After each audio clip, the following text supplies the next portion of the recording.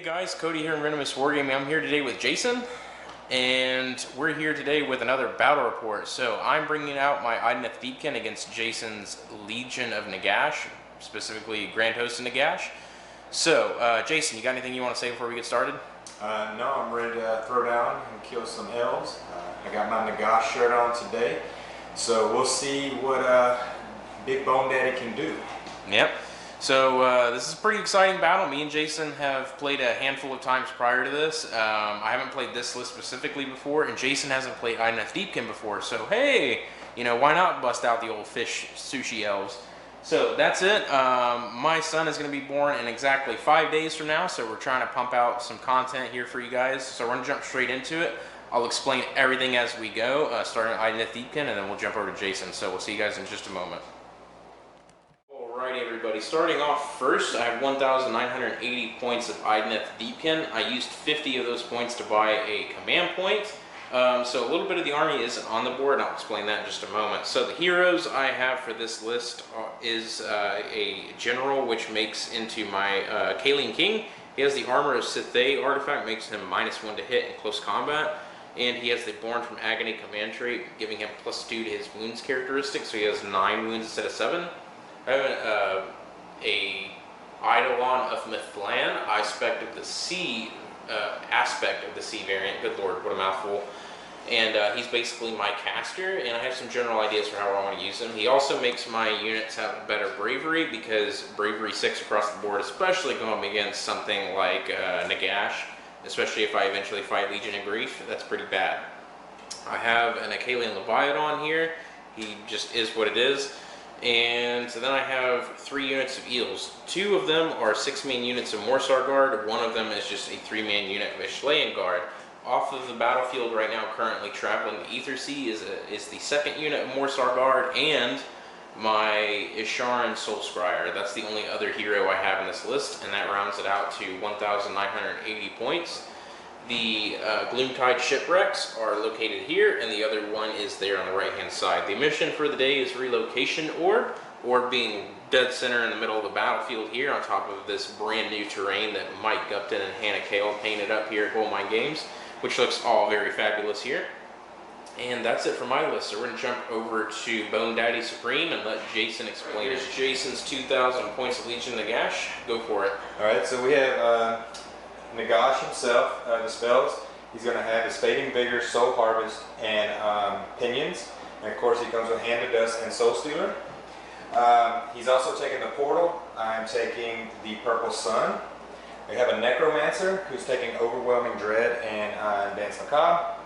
I have 2 units of 30 Chain Rasps.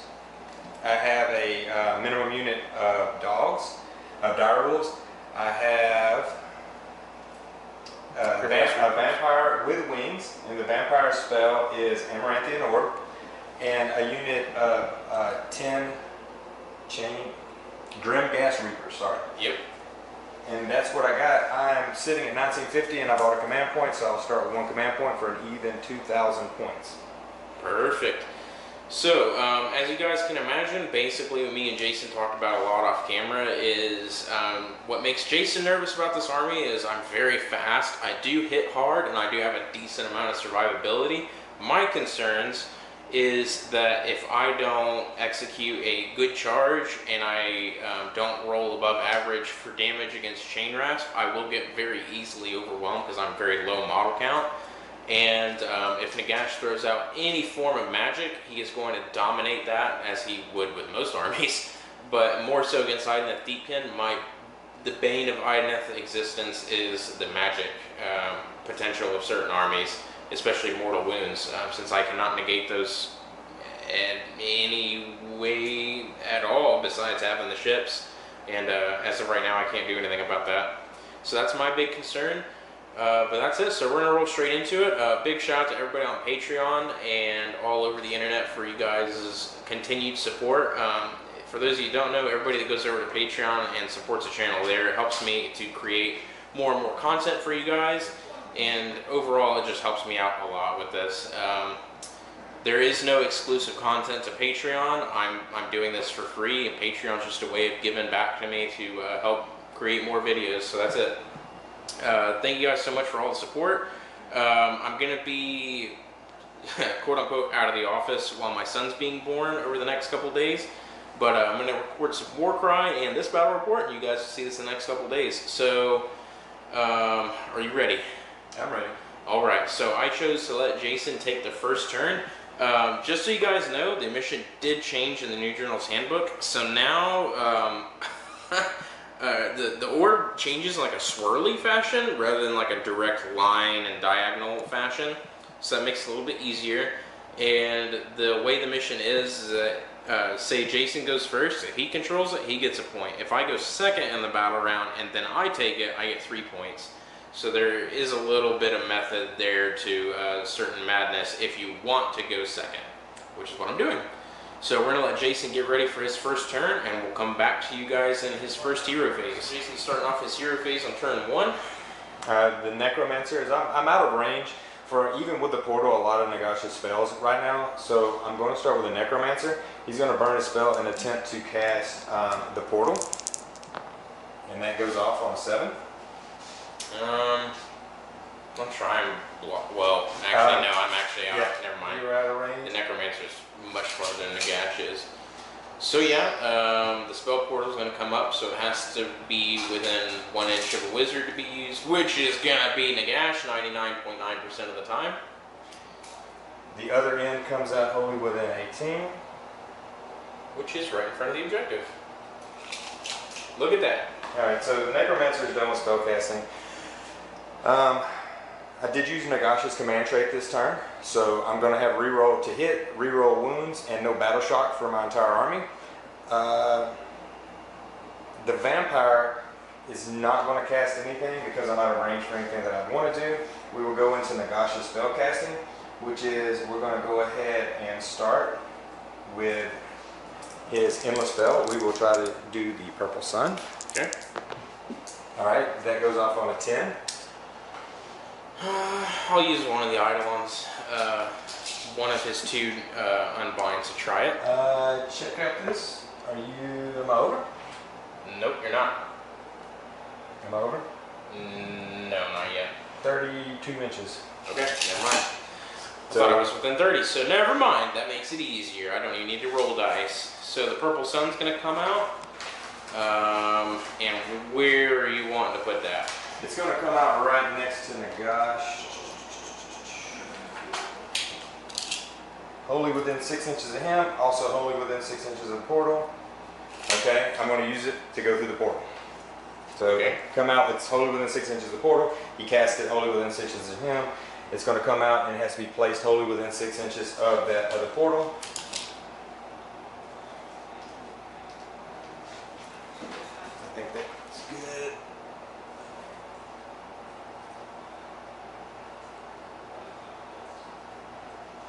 There we go. All right.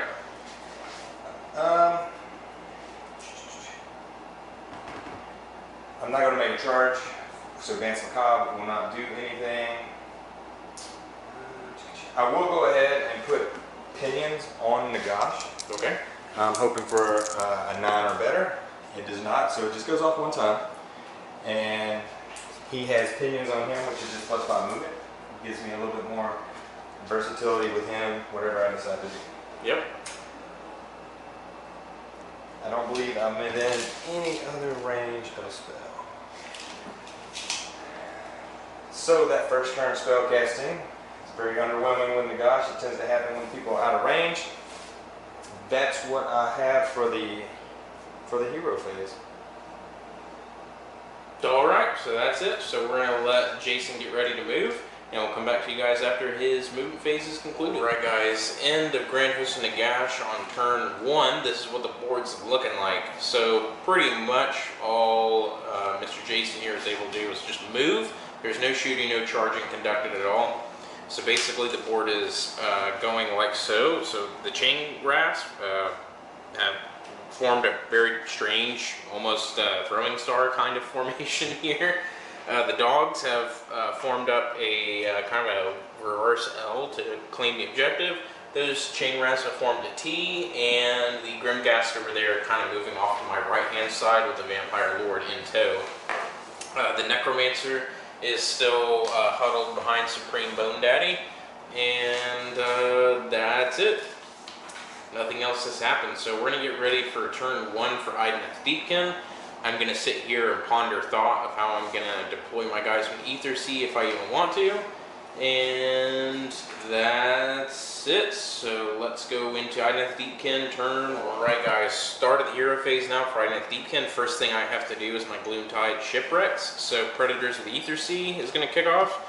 And I'm going to target the Chain Rasport because they're within 3 inches of that Gloomtide wreck right there. So on a 4+, 1 mortal wound.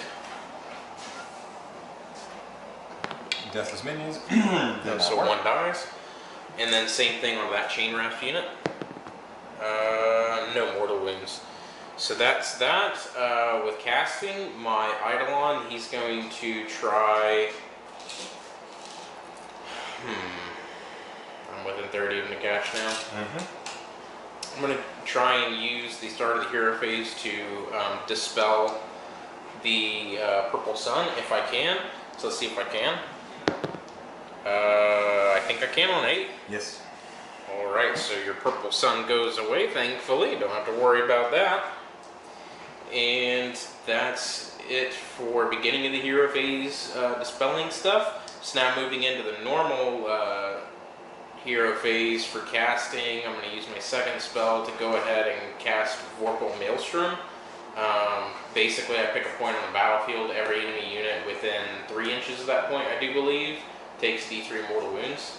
I'll look up the precise wording in a second, because I doubt I'm even going to get it to cast, because I only have 1 spell. So, here we go. Okay, try and block a 7. You blocked it. Alright, so no magic for me. So that's it for magic. The rest of the hero phase, I don't have anything I'm going to do, so I'm going to go straight into movement. And we're going to get this started. Alright everybody, into the movement phase now on turn 1 for Idoneth Deepkin. The board is looking like so. Now, what happened was my king, he ran over the left flank to enact on a plan that I have for further on down the road. My unit here, a Morsar Guard, moved up towards the left side. My Ashlane Guard swapped places with them and is pretty much going straight down the middle. The turtle is just behind the Ashlane Guard. And he's immediately followed up with the Eidolon of Mythland. My other unit, Morsar Guard, and the Soul Scryer have arrived on Jason's back table edge all the way back there in the back to enact another piece of the plan. And that's it for movement. So going into shooting, this is what I'm going to do.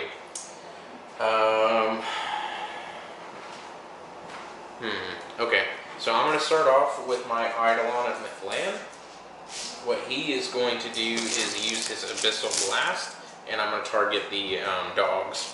So, excuse me while I dump out my very large sack of dice. And first things first, D3 shots. For 2. And these are going to hit on 3s. Both hit and wound on 3s. Both wound, Rend is 2. And it's D3 damage apiece on them. Or they 2 damage apiece actually. 2 damage, it'll surpass. I will say they're not in cover, the dog is on the ground. So let's look. 2 damage apiece, and that was 2. So you need 4 Deathless Minion saves. Save 1, so 3 wounds go through, so 1.5 dogs are dead.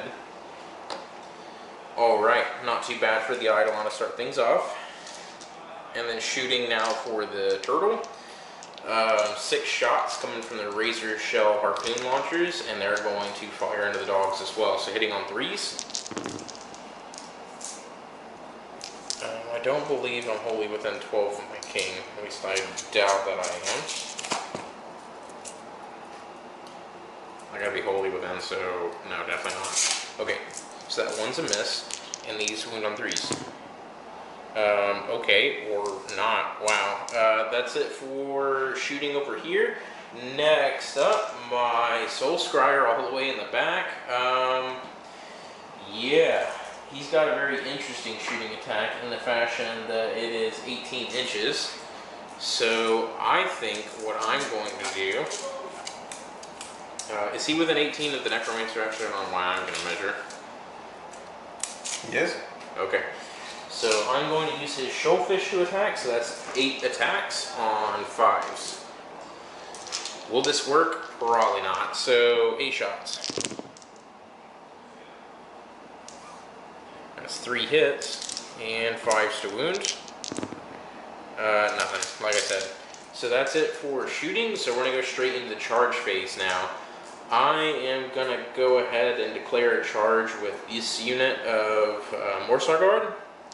So I'm going to roll 2d6, and I can re-roll it because of my banner, or my conch shell. That's better. Alright, so let me move them in. Rewinding real quick, I totally forgot to pop the Seeker of Souls ability on my Soul Scryer. Just totally forgot. So anyways, basically what that does is it makes this unit highlighted as a primary target for charging. So any Idoneth Deepkin units that are within 12 inches of them, when they charge, they have to finish within a ½ inch of that unit, but they get +3 to charge. So that 9 becomes a 12. It's going to help me in many ways, as you will soon find out. So I'm going to move them in 12 inches, and I'm going to get ready to charge the next unit. Morsar Guard ending up like so. Moving on to the next one. He's Morsar Guard down, charging into the Chain Rasp. They make it on a 6. That's all they needed. So here we go. And Morsar Guard ending up like so. Backing off. We're coming over here to the Ishlean Guard, so they're going to charge as well. Then I'm going to re-roll it with my Musician. Okay, so a 9 plus a 3 is 12, more than enough to get where they're going. And the first one to move has to be within a ½ inch of that Chain Rasp, so I'm going to end up kind of going like this maybe. So your guard ending up like so, and almost a perfectly straight line. Next up, the Akalian King. He's within 12 of those Chain Rasps, and he's going to attempt the same thing. On a 7, that'll do it, because all I need is a 10 naturally. So I have no room to maneuver, though. I have to go in a straight line. So he'll do like so. And the only last charge I can do is the Eidolon. He's just outside of 12 of the Chain Rasp, so I could charge without the bonus. But at this point, it's not a bonus. That would actually hinder me because I can't finish a charge within a ½ inch. It's impossible for him at that distance. So I'm going to charge the dogs. Yeah, on an 8. That's what we measured, I think. For the Eidolon, not the turtle. Because I can fly too. Yep. You get right there. Alright, so we'll see how I can position big fella here. Eidolon of Mythland ending up like so. So moving into the start of the combat phase now. I'm not going to use my Biovoltaic Blast of any kind. However, at the end of the charge phase, this is going to kick off with the Akalian King. So his little narwhal horn on his Deepmere mount is going to go off on a 2+ on those Chain Rasp. It does go off, and that's D3 mortal wounds for 1. So 1 Chain Rasp is impaled, and that's it for that king. So start of the combat phase, I'm going to pick a unit to pile in and engage with. Let me have a think. Right guys, start of the combat phase, I'm going to select this unit of Morsar Guard. I would normally select that one, but because of the way that they charged in, whenever I started inflicting mortal wounds to the Deepmere and other things, Jason was removing them from the back, which is very smart because now I can't pile in as effectively.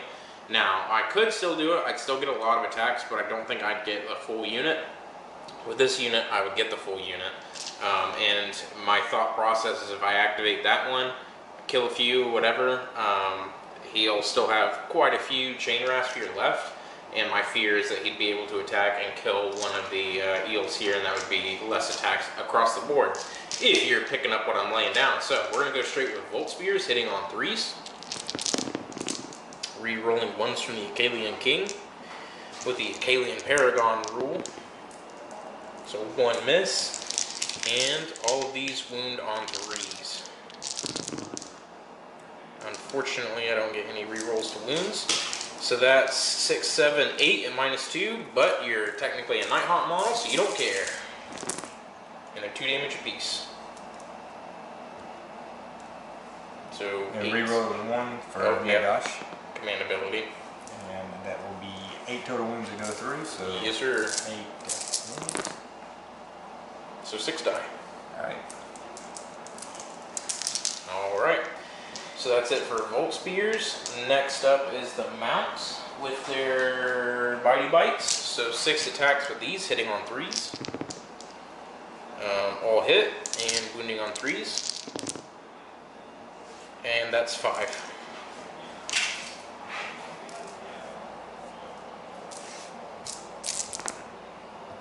And reroll 1. So save 2. 1 damage each. D3. So 7.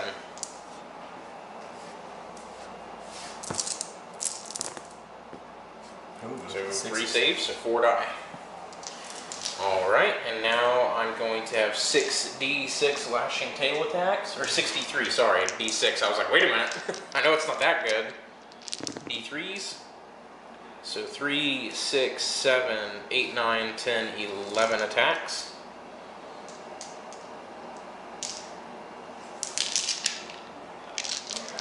So 11 attacks here, hitting on 3s. Rerolling 1s with the Kalian Paragon.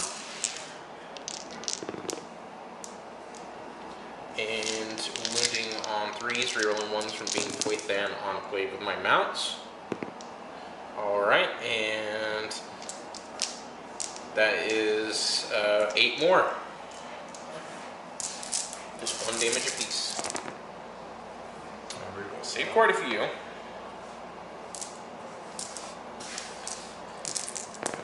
And 3 die.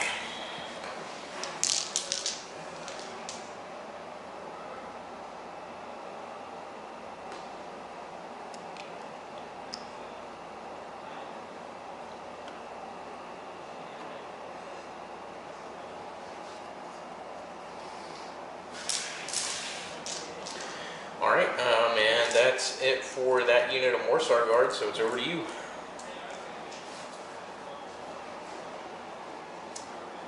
We will activate the dogs.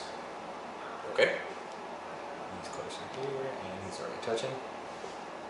So 3 attacks are going in there, and 1 there. Okay. The white dog is the pack leader, the dire wolf. Okay.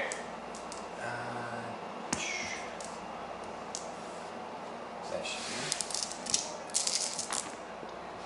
be. Reroll the 1s for Nagash.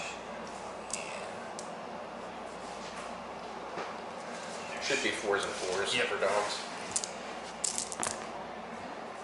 I think you get rerolls though. No, I didn't. I have to charge things. Oh, never mind. I charged you. Yep. I knew that. So that's pretty good. I'm still happy. That's 3 wounds on no minus. Saved all but 1. So I take 1 damage and go down to 3 on one of my eels. I will apply that to the musician. And the last dog attacking is at on line, right? Yep. 1 hit. And no wound. Alright. Back over to me.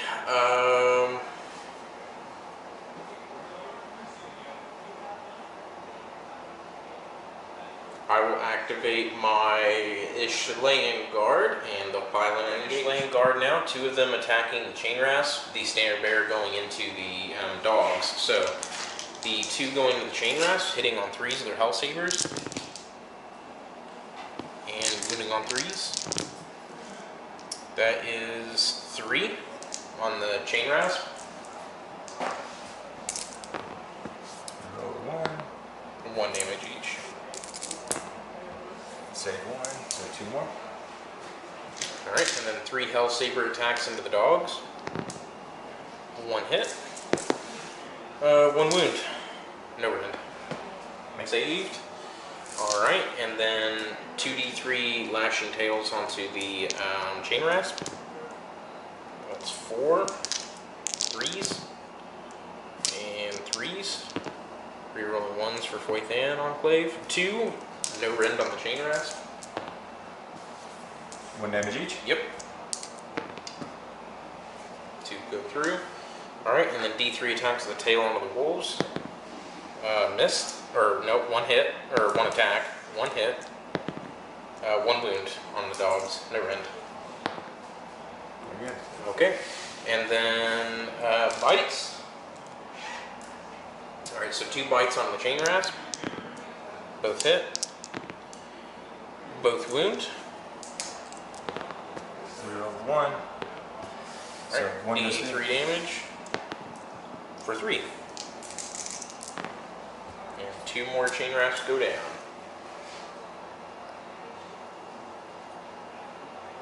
Alright, and then 1 bite into the dogs. That hits. That does not wound, and that's it for the Land Guard. So over to you. I've still got, well, the Eidolon, and then that unit of eels can get a pile-in, but I don't think they can reach the Necromancer or the 3-inch pile-in. Well, they might. I don't know. Well, the question is, they pile in, can they use, they couldn't have, what's their reach? They're about 2 inches on spears. Yeah, this guy's 3.5 inches away. So you can pile in, you probably could. I guess I will go with these chain wraps. Okay. I'm not really going to move them except for this one guy. We'll come back and let Jason deal with it. Oh, that's all? That's okay. it. I'm not gonna move them in. I got an idea for what I want to do later. Okay. So 1, 2, 3, 4. So it's 1, 2, 3, and then extra attack because of the candle. And rerolling 1s. There is no 1s. Pop this hit and rerolling 1s because I am not over 10 models. So 3 wounds on your eels. Saved all. All right, perfect. Back over to me. I will. Now I will say this: if you pile in, if you try to get the Necromancer, there's a pretty good chance that you're going to pull Yeah, the Nagash will get sucked in as well. So that's up to you.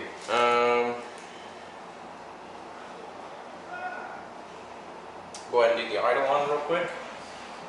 So he is the aspect of the sea variant, so he's not as good in close combat as his cousin is. But he's still not exactly a pushover. So we're going to have 3 attacks at Side Trident, hitting on 3s onto the dogs. 3 hits, 3s to wound. 3 wounds at Ren 2. They are fully in the terrain feature. Do they get the +1? Yeah. Alright, so they'll get 6s. And reroll the 1 for Nagash. Okay, so 1 save. 2 damage each. 2 damage each. And So 4 go through, so that's actually 1, 2, 3. That's it. yep. Alright. That's it for the Side Trident. So now 3 attacks with his Scepter. It's 3s and 3s. 2 hits. 2 wounds. Rend is 1. How much damage? 1. Let me measure real quick.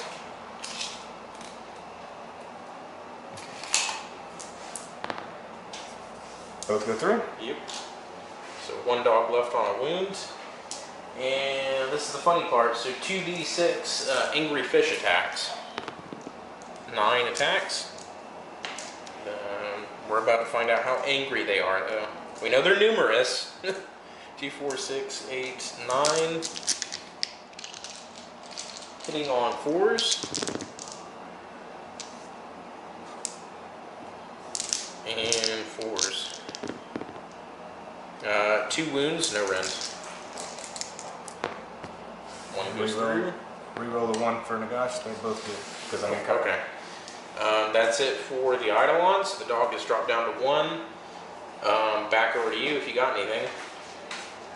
I do. That other chain wraps is with 3 of Eidolon, and I wasn't able to get there with the dog there, but now that he's dead, they can probably get in and get maybe 1 or 2 attacks on him. Alright. You want to pilot the whole unit or just a couple of them? I'm just going to move. I can't get everybody, and I'm not going to move everything up, so I'm just going to string out just a little bit. Okay.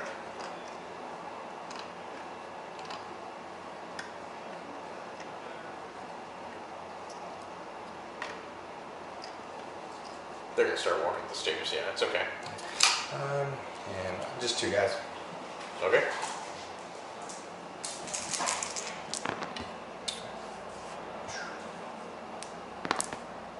1 wound, no minus. Nope, not saved. I go down to 11 now. There you go. That's all it takes. That's what I'm talking about. So over to me. I can pile in with those eels if I want to. Let me go have a quick think about the unit of Morsar Guard in the back a little bit. I got one within 3 of the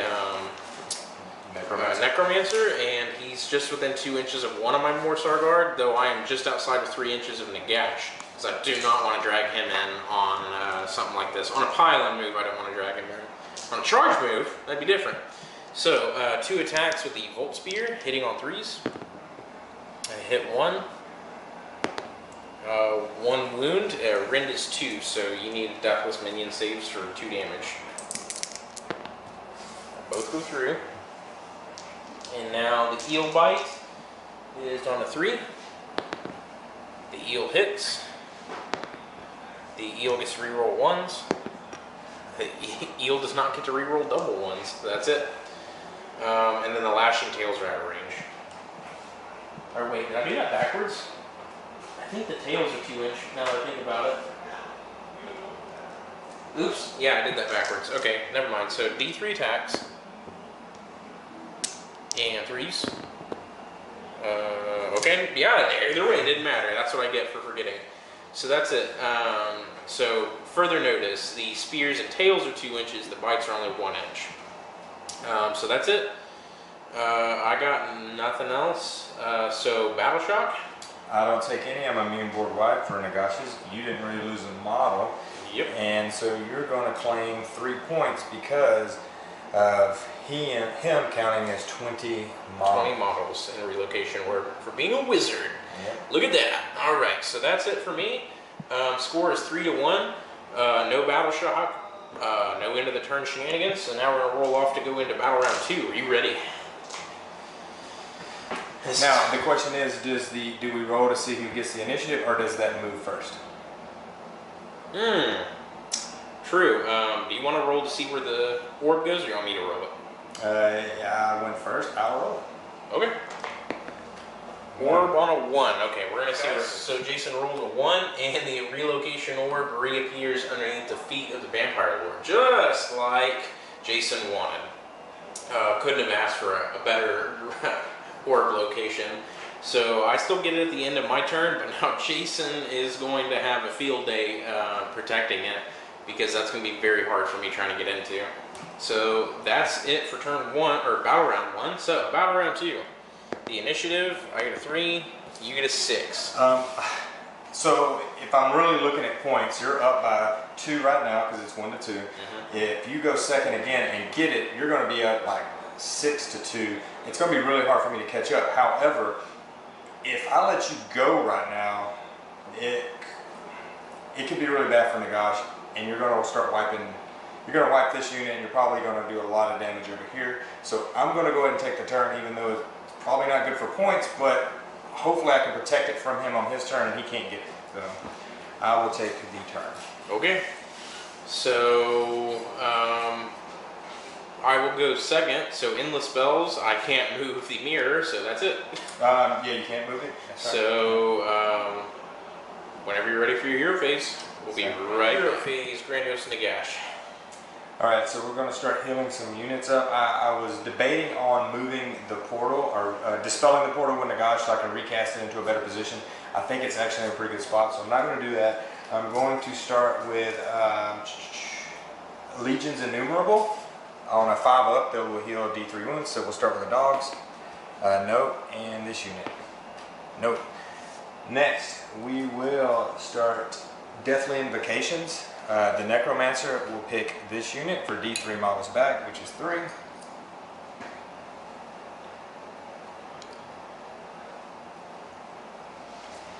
And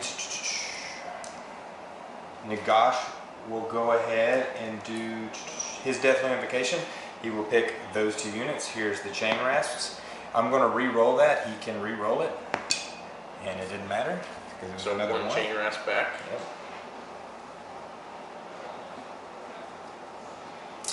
For the dogs, basically it's going to auto heal that wound. Now we going to the grave sites. Do you have to be within a certain range of the grave sites? 9. I measured out. I mean, this unit is within 9 of all 3 of those. And the one thing I don't know is if I do the grave sites, I think I still can come back and do hers, because if I get one dog back, it'll be in range of her and she could possibly heal more dogs. But I think what's really going to happen is I'm just going to pour all 3 of these grave sites into this one chain wraps unit. If you have no problem with that, I'll roll them all at one time. And that's going to be 3, 5, 6, 7.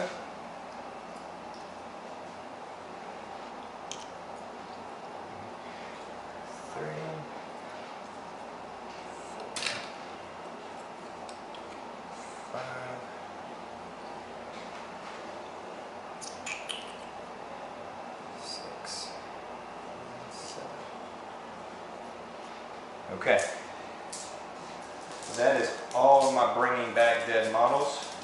We're going to go into spellcasting, so give me a second just to look at the field again and decide my order of operations. Alright. And start with Nagash. I debated I could hand a dust to the portal, but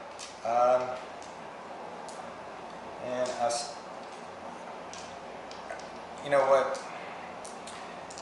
We're not going to hand a dust to the portal, because I think the odds are a little bit lower. So we're going to start off with the Purple Sun, and that is a 5 plus 3 is 8. That's why I need to cast it.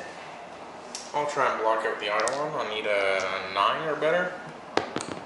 No, not on a 5. Alright, so it comes out only within 6 of Nagash, then it's going to move 9.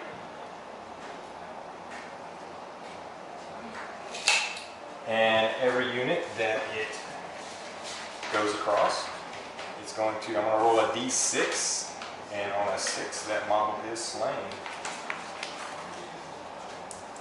And that's 1, 2, 3, 4, 5, 6.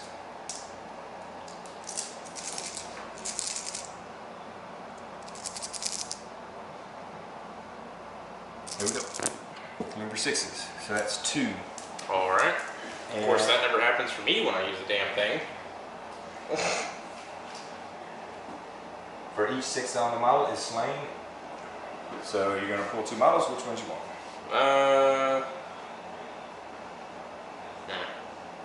Hold on, I'll come over there in just a second. Okay. Anything else it's going to do? Or is that it? That's it. It pretty much pops out and it goes. Alright, I'll come get next up. Next up, we're going to cast Overwhelming Dread, going off on a 5. And it goes off, that is the Locus of Shaiish, so it's going to go off twice. I'm going to put Overwhelming Dread 2 times on that unit. That makes them minus 2. Minus 2 to hit and a minus 2 bravery, which brings their bravery to what right now? 4. Okay. Next, we will Fading Vigor. Fading Vigor also goes off on a 9, so it's going to double go off. I'm going to one from the attack characteristics and something else. I'm going to go ahead and double. Most of their attacks are how many?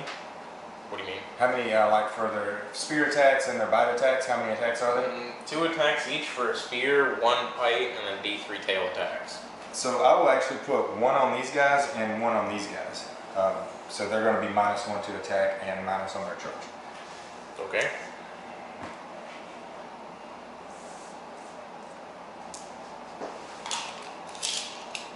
Next, I will try to put on. We'll try to cast Dance Macabre. It goes off on an 8 plus 3. And nope, I'm not blocking that. And it'll go on the chain wraps. I don't know if we're going to be able to get into combat with them, but let's try.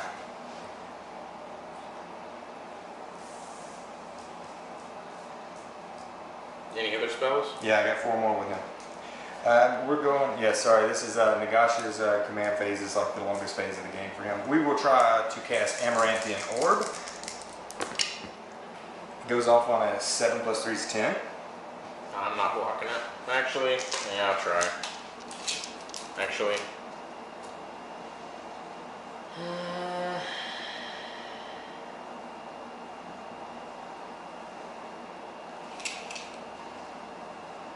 many other spells do you have? I will be able to cast 3 more with Nagash.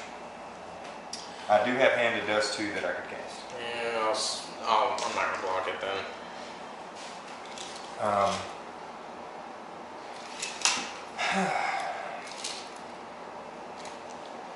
12 inches puts the point there. Give me 1 second. I decided to cast Amaranth in Orb. Originally I was going to target this unit behind me, and I was really hoping for the double cast on it. But since I killed 2 with the sun, I'm going to actually send it through here. I do this a lot with Amaranth, and I'm going to hit my dog and just hope that he doesn't die.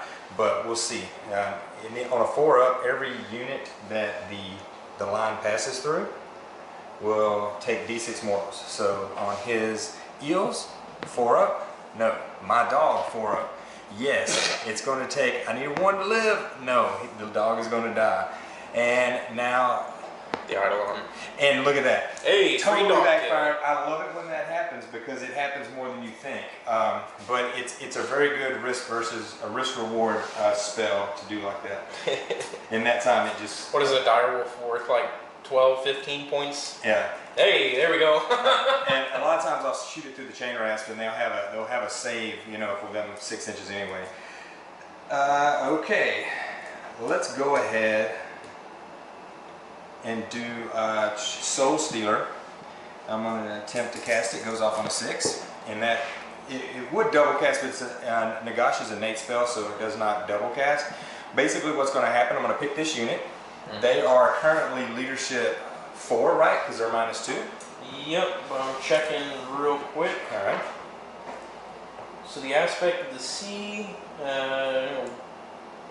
add 3 to bravery if he's within 9. Well, yeah, he's definitely within 9 of them. So they're +3 bravery, so 7 right now. So there's 7. All right.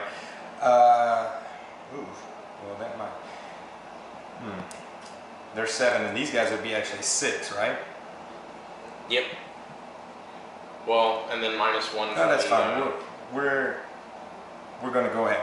I'm going to try them. I'm going to try to beat their leadership on this roll. Almost.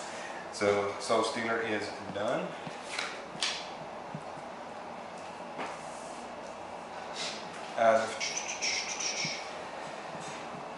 I have 2 spells left, and both of them sort of need the portal to work.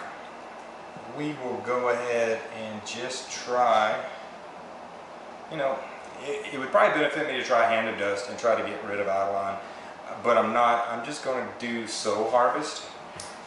Oh yeah, from the portal. That's going to be a good one. It goes off, and it doesn't double go off. It wouldn't matter because what we've learned is you can't double go off through the portal anyway. But I'm going to put D3 mortals on. I'll try and block it. I blocked it. 10 versus 9. Yes, sir. Well, hey! Now Hand of Dust is out of the equation. So we have Arcane Bolt and Pinions left. I will actually go ahead and just cast Pinions on Nagash. Okay. I like doing that. Damn, it double cast again. Yeah. Well, it did double cast the first time. It did double cast. No. Oh, I thought it did. So that gives me a 19-inch move. And now that's chunky. Yeah. That is, it's 1 more games than you would imagine. That Pinions is one of the best spells I think that the Legions have.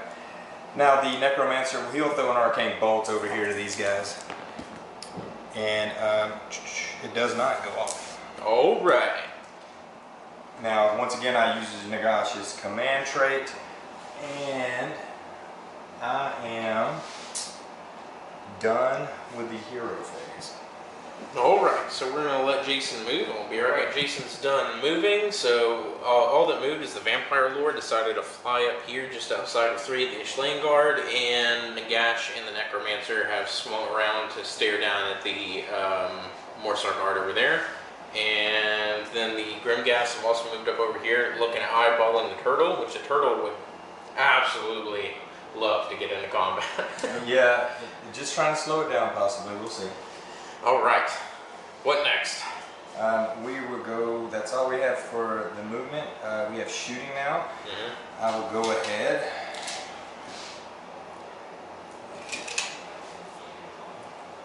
we'll go ahead and put the gaze. We'll use the gaze in Nagash. I will target. They're fully in cover, so they're going to get an extra. The problem with Idoneth Deepkin is you cannot shoot at any unit you want. You can only shoot at the closest visible Idoneth unit. Well, there we go. We're going to Forgotten Nightmares. All right, so that hits. And that does wound. It is -1. Nope, failed. D6 for 5. So 1 dies and 1 takes a wound. Okay, and that's it for shooting. So, charge. Charge, we will start off with the Reapers over there. On an 8. And that's going to be pretty close. That's going to do it. Yep, I think so. I think it's right on it.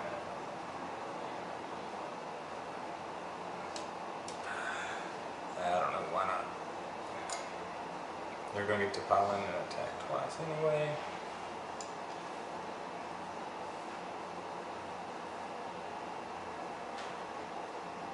Yes, Reaper is ending up like so. Vampire. On a 9, yeah, she makes it.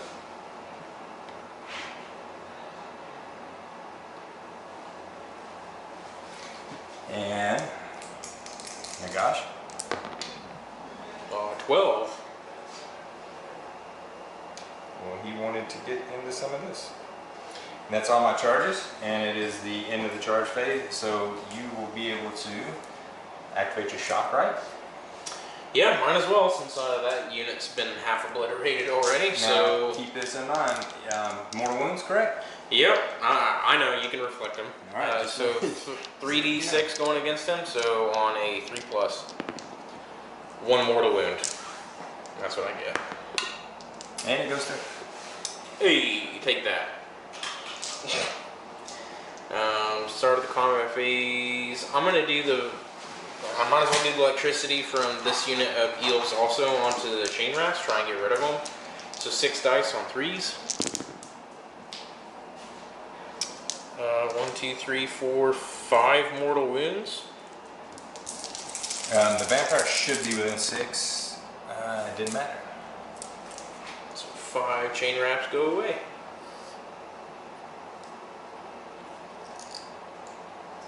That was pretty good.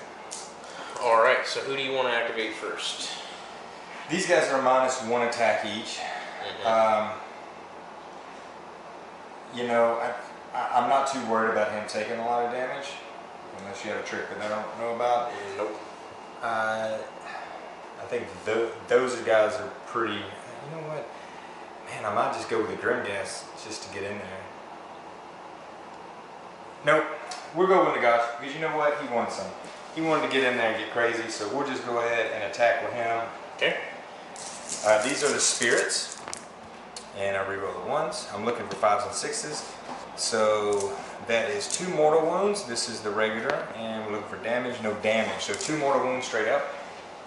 Let's go down to 1 here. All right, swinging with the staff.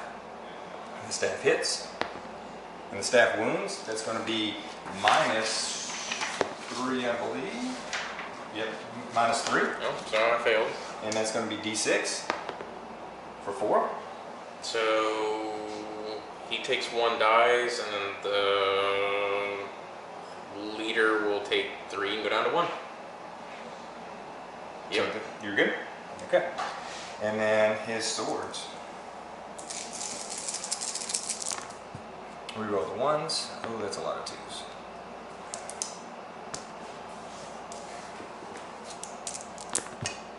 And there we go. And then we're -2. 3 6-ups. No, they're dead. And that will be a total of 9 wounds. Yeah, they're dead. Alright, so that unit's obliterated without doing literally anything. And it will be your activation. Alright,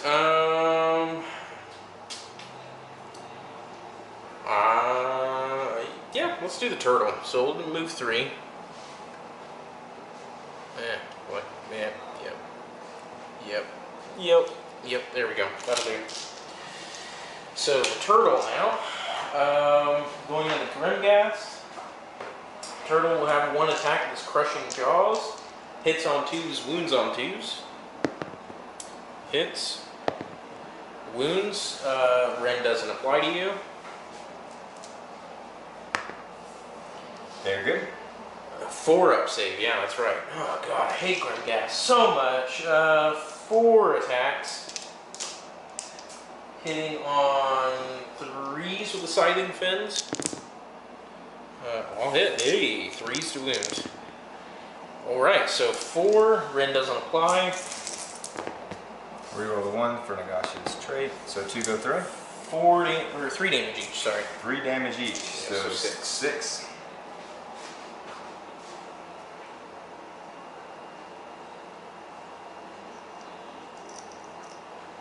Alright. Now 2 attacks from the driver, hitting on 3s. Both hit, 3s. 1 wound, no, Ren doesn't matter. Good. Saved. And then 4 attacks from the crew with their spears, hitting on 3s. All hit, and 3s. 2. 1 damage. And that's it for the turtle. Alright. We will activate the Reapers. Alright. Mike can get within 2. Get both those guys in Adeline. I think so. So the bell's going to go to Adeline, and 1 Reaper to the turtle, 1 Reaper to Adeline. Here's the Reaper to the turtle, and it rerolls 1s because of Nagash, so both hit. Now I need 3s. No wounds. Here is the 2 attacks to Adeline. And need 3s. So 1 wound to Adeline, -1. Alright. Saved. And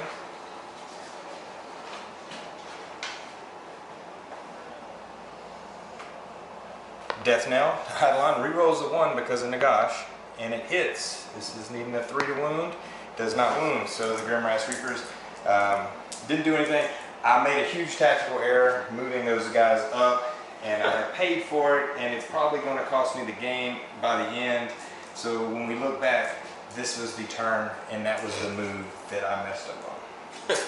Alright. Back over to me. I will have these eels here. Will strike with everything into the chain rasp.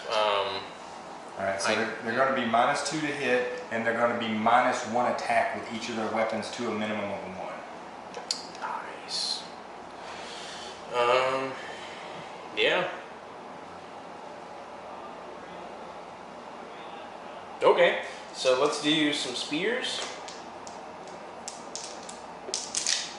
So spears at 1 attack each, and the leader gets +1, so instead of 3 normally, still gets 2 now.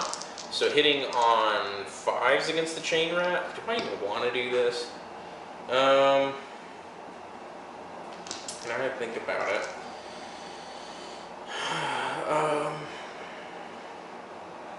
I could move up, pile into your vampire lord. Problem is, I don't think I'd reach with anything. You're probably getting Yeah, screw it. Let's do this. So 5s to hit with spears. Re-rolling 1s, which there are none. So all but 1 miss. 3s. No wound. And then 6 bites. Hitting on 5s.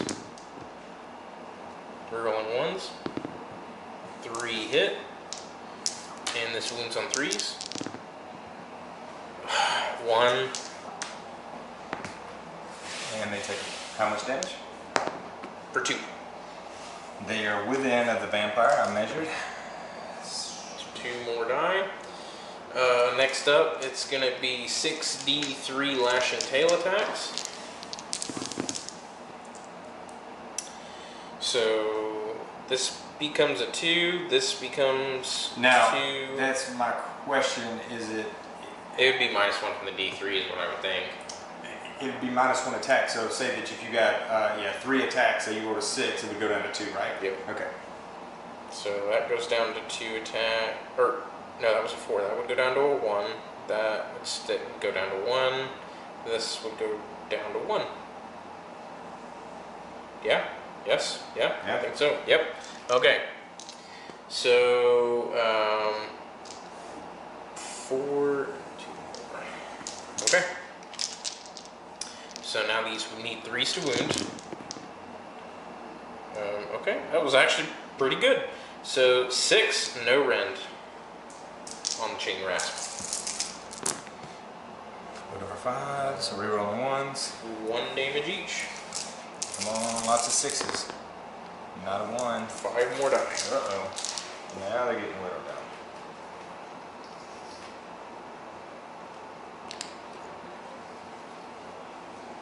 Alright. That's it for my Morslar guard, so over to you. The vampire's going to go ahead and go. Okay. And the vampire is ethereal this game, just to let you know. Okay. I'm getting 4 attacks. And 3s. So 2 wounds minus 1 rend. So unrendable armor and cover. So I get a tree plus, cover from the turtle, terrain, really whatever you want to say here. I'll take that. Didn't matter. D3 damage. So 4. Wait, 4? It's D3. I rolled a 3 in it. That'd be 3. D3. I wrote a 3 and a. So that's 2 and that's 1. Yeah, that's 3. Is that 4? Oh. Okay. I'm the Marine here. I'm the one that's supposed to be struggling with math, Jason. I don't know. Maybe we can go consume some crayons later. That would really I like to refuel the brain I like energy. to melt them down first and drink them. Yep. All right. Back to you. Let's see. You got a little dynamic trio of Grengas there. All right. Mr. Eidolon will see if he can help them back to their gravesite. So let's do Side Trident. 3s. 2 hits. 3s to wounds. 2 wounds. Rend doesn't matter to you. 1 goes through. 2 damage. Alright. And then the Deep Sea Scepter. 3s. And 3. 2 and... Rend doesn't matter. Hey, Alright. He did not care. 2d6 Angry Fish. Only 4 this time. Hitting on 4s. 2 hits and wounding on 4s. Nothing. So your 1 Grimgas survives. Yes, he lived to tell the tale, which actually might be bad because I could have brought him back. So that's it for the Eidolon. Back over to you. Got Chain Rasp. I got chain, and I got the. I can re-go with them if I want to, but we'll go here. 1, 2, 3, 4, 5, 6, 7, 8, 9. 1, 2, because I'm gonna pile everybody in. They should get within an inch. There we go. So it looks better. 1, 2, 3, 4, 5, 6, 7, 8, 9, plus 1 for the candle. Rerolling 1s because of Nagash's trait. And then needing 4s. That was a really good roll, looks like. Wish they did something on 6s. Needing 4s again. And they're not 1, 2, 3, 4. They're 9 models, so I don't get to reroll that 1. 1, 6, 7. 7 wounds on the big unit of eels. Only failing 2. So I take 2 damage. I'll apply it to this guy, go down to 2. And that's it. Let me measure real quick how I'm going to pile in with my Schlangen Guard, because I can swing with them real fast. Then the Schlangen Guard's the only one that can reach his leader, which is the Lokian Prince. So he's going to hit on 3s with his Hell Saber, 4 attacks. 3 hits. I'm not wholly within 12 of the King. 1 on your Vampire Lord. No rend. Rerolls a 1 because of Nagash, and the 4 will do it. It's unrendable. Alright, and then 1 bite on a 3. Hits. Re-rolling 1s from Foythan. Wounds, no rend. Saved. D3 lashing tails. 3 attacks. 2 hits. 1 wound. 1 damage. There you go. Slowly but surely. That's it. So the only thing you got is the 2 little chain rasps that are right there if you want to keep piling in. No, they're not going to move anywhere. You can pile in the Grimghast one more time if you want to, right? Yeah. We'll go ahead and do the Grimghast. The bell attack. Hits. Wounds -1. 2 damage to Idoneth. Oof. Goes down to 9. Alright. I've got 2 Grimghast Reapers right here, because you're done, right? Yeah, I got nothing. Here's the 4 attacks. I can actually probably get a little more in there. I'll go ahead and do that. We will just... There we go. Everybody's still in coherency, so let's get 6 total attacks in Eidolon. We're re-rolling the 1s for Nagash. 2 misses. And... 4 wounds. Eidolon, all saved. 2+. Yep, because I have a 3-up stock and then I get cover from the Turtle's Void Drum, so I would have a 2+. Actually, no. That still goes through because even though I'm 9 wounds, I can still get cover technically, but since I have a wound characteristic of 12, I technically can't. I don't know why I thought I could for a second. He can't get cover. It's too many wounds. I think it's 10 or more you can't. Alright. Even though I'm not a monster. That's it? Yep, okay. So, Battle Shock, I don't need to take any. Well, actually, I technically do, but I can even re-roll it with a banner, and I'm still fine. Because +3 to bravery from him, so. That's it for me. You don't have Battle Shock because of Nagash's command ability, and that's it. So we're going to go straight now over to turn 2 for Idoneth Deepkin, and I'm going to get ready for my hero phase. Alright guys, started the hero phase now on turn 2 for Idoneth Deepkin. First spell I'm going to do is the Vorpal Maelstrom with my Eidolon, so I'm going to just try and cast it first of all. Goes off on a 10.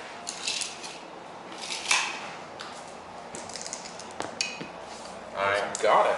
So pick a point on the battlefield within 18 inches. Let me actually check the precise wording so I don't mess this up. I'm going to put the Vorpal Maelstrom dead center between the 2 units.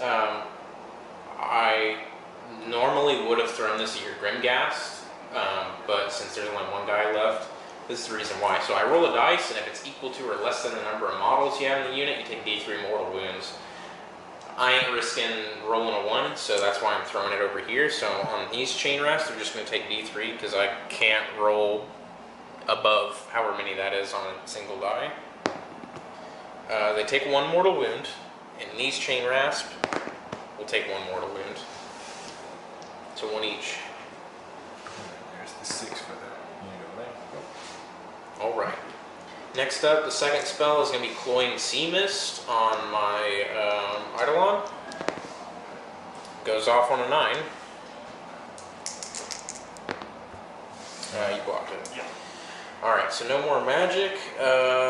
That's it for the hero phase, so I'm going to go straight into movement, and I'll be right back. Alright guys, into the movement phase of the board is looking like. So I got a big run roll on the Soul Scryer, so he managed to make it up onto the second floor of that terrain piece to grab some cover. Not that it's going to help from the Gaze of Nagash, but you know, it makes me feel better about myself. The Acalian King managed to run because he was out of sight of combat of the chain rasp, so he managed to score a 6 on that run, so he got a 20-inch run all the way over here. I retreated my Morsar Guard here, and that's all the movement I really did. So going into shooting, my turtle is going to fire 6 shots with his Razor Shell harpoon launchers straight down into that Grimghast Reaper to get rid of him. So hitting on 3s, hitting 3 times, and 3s to wound. 1 wound. Come on, come on. Boom! Alright. So now the Eidolon of Mithlan, he'll do D3 shots at him. For 2. Hitting on 3s. 1 hit, and 1 wound. 2 damage. So that's it for the Grimghast Reapers. And that's it for shooting. So into the charge phase, at the start of the charge phase, my Soul Scryer is going to point 24 inches to the Chain Rasp board and select them as the target of the Soul Scryer ability for soul hunting.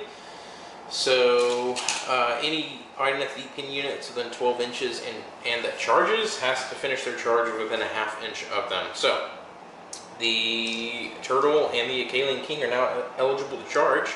So the Acalian King is going to just try and lawn dart his way in there. He makes it on a 7. So the Acalian King will just plop right there dead center. Yeah. And the Turtle, with a +3 to his charge from the ability, will charge 12 inches. Alright, well here we go. Alright, and the Acalian Leviathan finishing his charge like so. So going into the charge phase now, the Narwhal Horn on a 2+. Does 3 mortal wounds to Chain Rasp. You should be within 6 up there. Looking for 6s. None. Great eye. That's the end of the charge phase. So start of the combat phase now.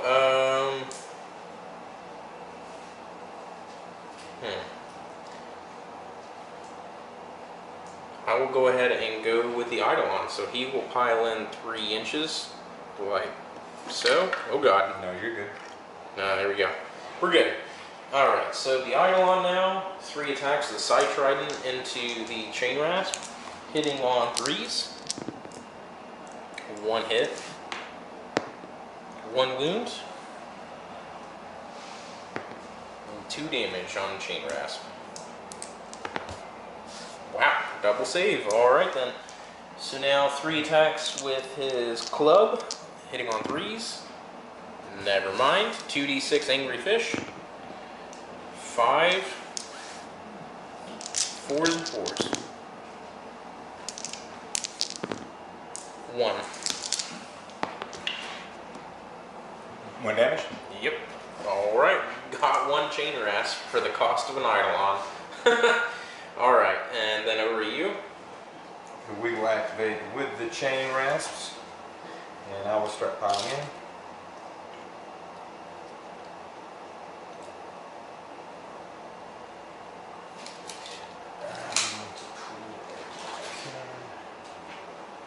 Maybe from this guy up, they can get in there. So let's start. The King getting hit first by Chain Rasp. And reroll the ones for Nagash. He's -1 to hit in close combat too, by the way. Armor of Sedate. Not that it helped too much. Yeah, That's a lot of 5s and 6s. And then just 3. So 3 up saves. Save 2. So I take only 1, going down to 8 wounds remaining. And the next batch. Here is the 1 Chain Rasp into Eidolon. Hits once and wounds once. Not saved. Back down to 10. And then the Turtle. Here's what's into the Turtle. Is he -1? No. No. Ooh, that was not an awesome roll. No 1s. Can reroll 1s because I'm still over 10. And so a total of 6 into the Turtle. Saved all but 2. So going down to, I think, 14 wounds? I think it's 16 wounds. Yep, 14 wounds left. Alright. Well, I made off better than I thought I would. So back over to me. Got Vampire Lord. And that's it.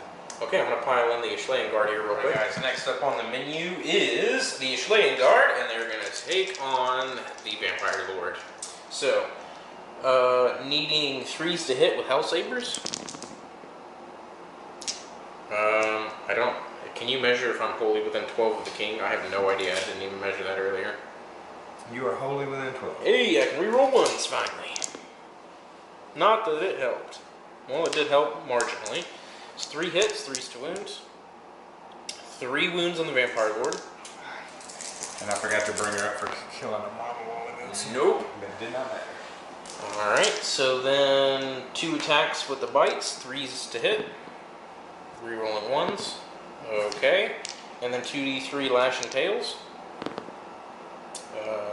That's 4 hit, or 4 attacks.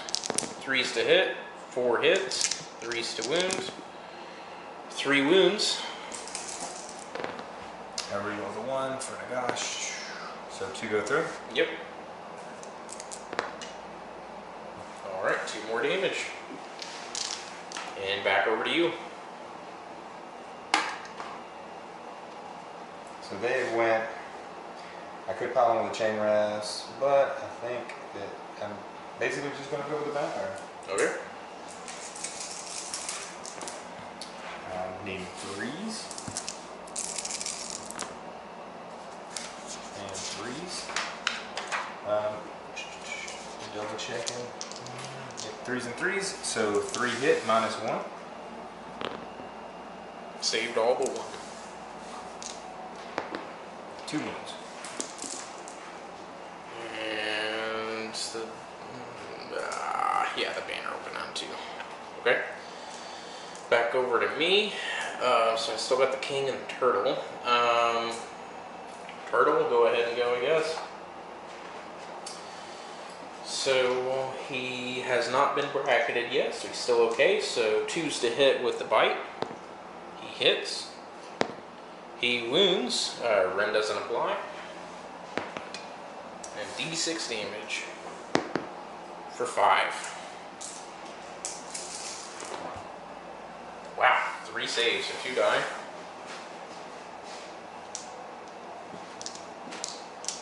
So Scything Fins, hitting on 3s. 2 miss. 3s to wound. 1 wound. Saved. 2 attacks to the driver. Both miss. 4 attacks with the harpoons. Wow, what the... Oof. Stop rolling 2s, 3s, 1. They're good. Wow, a 300 some odd point model for what, 1 chain rasp? And then 1 chain rasp. I'll bring them back next turn. Well, actually, I killed more than 1. Well, this whole turn you've killed. Yeah, I killed some with the bite. Okay, so a couple. So that's it with the turtle. But, you know, to be honest, the turtle before has, like, almost one-shotted a Vampire Lord and Zombie Dragon, because the 6s to hit with a bite or 6 mortal wounds. So, he's done some work before, he's just taking a little easy today. Alright. So the Kaling King with a bladed polearm going into the... I do have the chain rasp back. Oh, okay, And yeah. they're not gonna, it's just gonna be like probably 2, I think, attacks.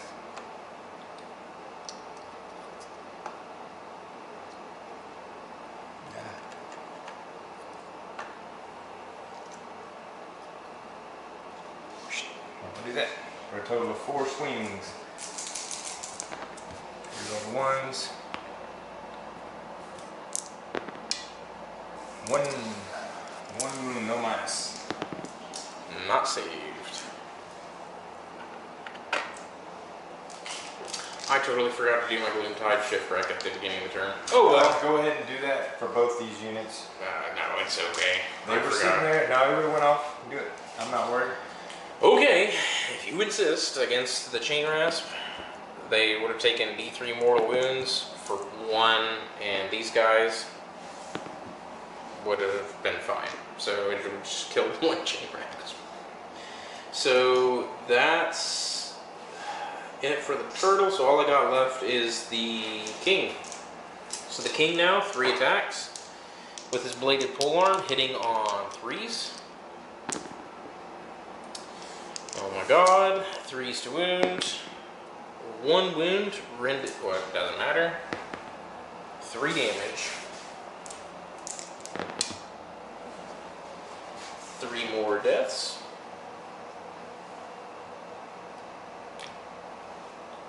Okay. Now the King's Jaws and Talons. 3 attacks, hitting on 3s. Okay, that's definitely cocked nice in there. Okay. And then rerolling 1s for Achille Paragon. 3 hits, 3s to wound now. Rerolling 1s for Foythan Enclave. 2 wounds. 1 damage each. Alright, so 1 goes through. And 1 dies. Alright. And then 3 attacks with Lashing Tails, 3s. You guys, sorry, wasn't paying attention, the battery died on the camera, so I replaced it. So 3 attacks with the Lashing Tails, all hit, so 3s to wound.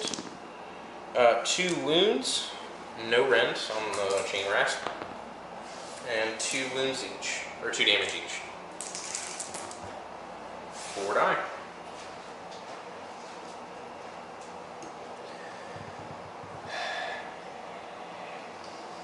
Okay, that's it for me.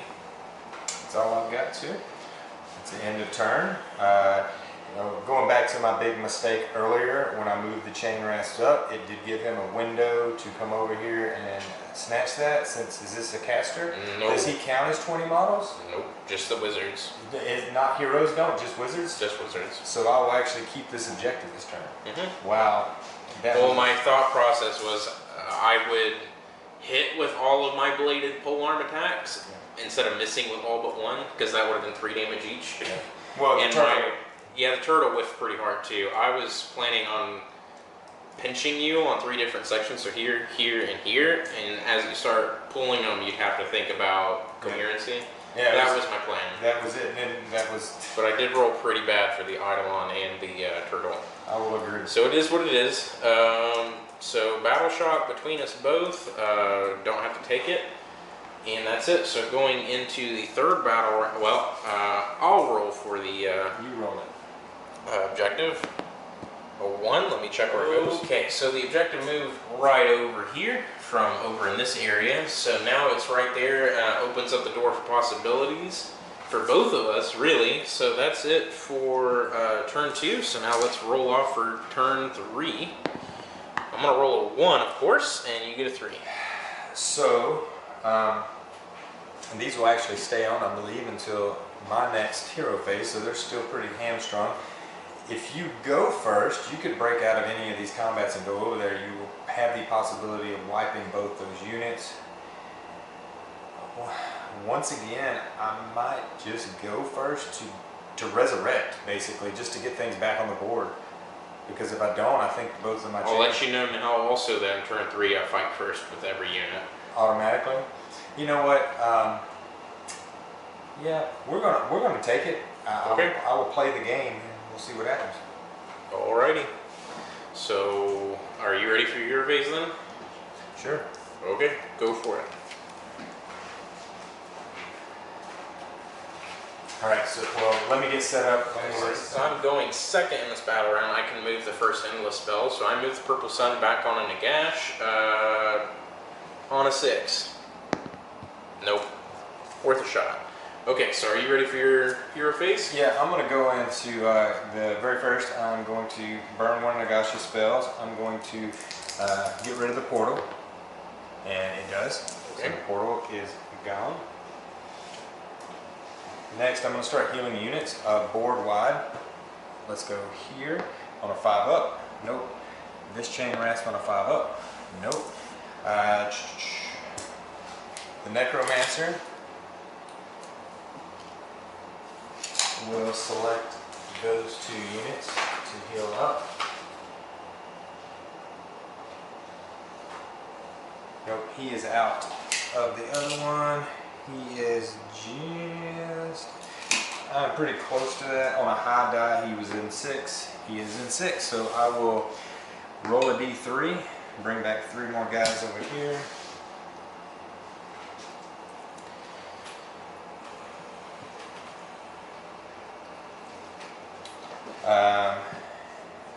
Nagash will pick his units board wide, which will be D3 there for 2, here for 3.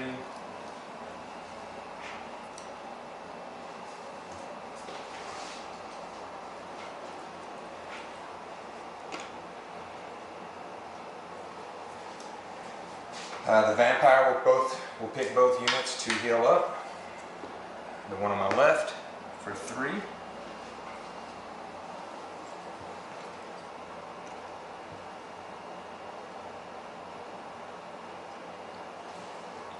And the one on my right for 1. Grave sites will start healing up people. These 2 will go here. Actually, 3 will go here and 1 will go here. Here's the single one on that side for 3.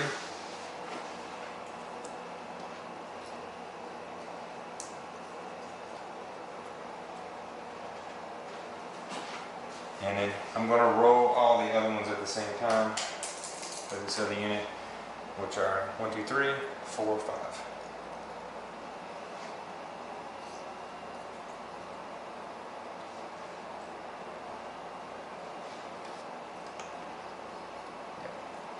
The next thing I'm going to do is I'm going to go ahead and drink from the chalice for the vampire, and I'm going to heal some wounds.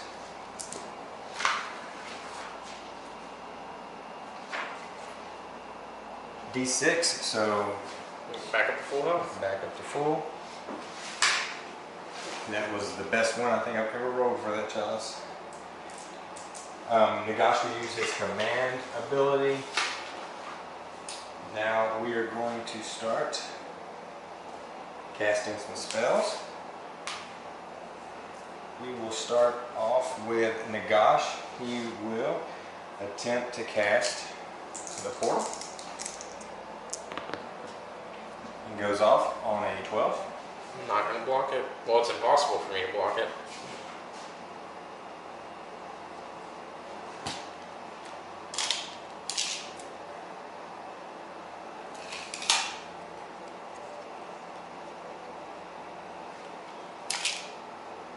It is in within 3 of both of those.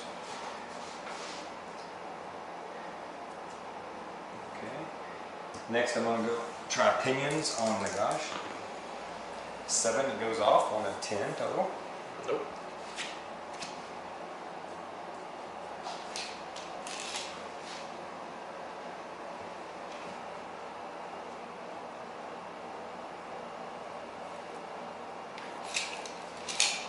Fading Vigor goes off. I'm not going to try and block that. You're not? Nope.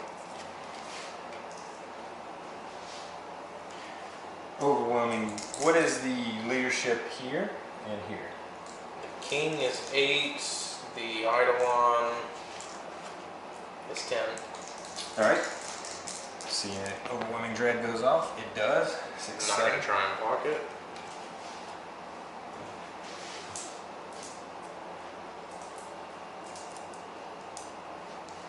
Dance Macabre.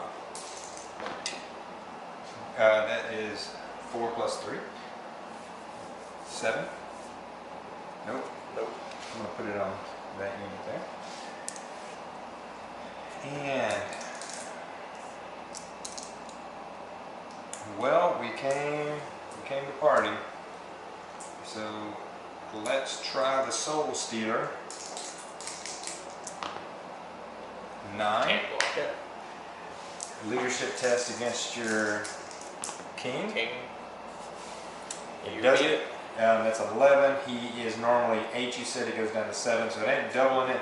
That will be D3 for 2. Ooh, actually, hold on. Go ahead.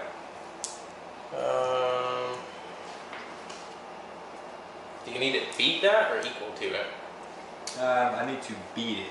Like what? This was the well. Oh wait, actually, I was bravery 8, and then you minus me to bravery 7, so never mind. Yeah, I rolled an 11 on it, and then so I take how many? 2. Alright, so we're gonna have a 6. Okay. All right, we're gonna try it. Hand to dust. Okay. 7 plus 3 is 10. Gonna try and block it. Nope, of course not. All right, this is going on the turtle. Pick that hand. Yay, the turtle lives. Thank God. I was gonna cry if he was gonna die. That was good. That was good. I needed that turtle dead. I think that would have helped me with what I'm trying to do a lot. What a lucky guess. All right, that is Nagash's casting. The Necromancer, he'll throw a Oh, I bolt. forgot he was alive. Dang it. Okay, well I got one more. I got one more unblock or unbind. I can do unblock. What the? All right, so 7 for Arcane Bolt. Well, I only have, well, is that your last spell? He has a spell. He has Amaranthian Orb and. I'll let you cast it. All right, so that's a mortal wound.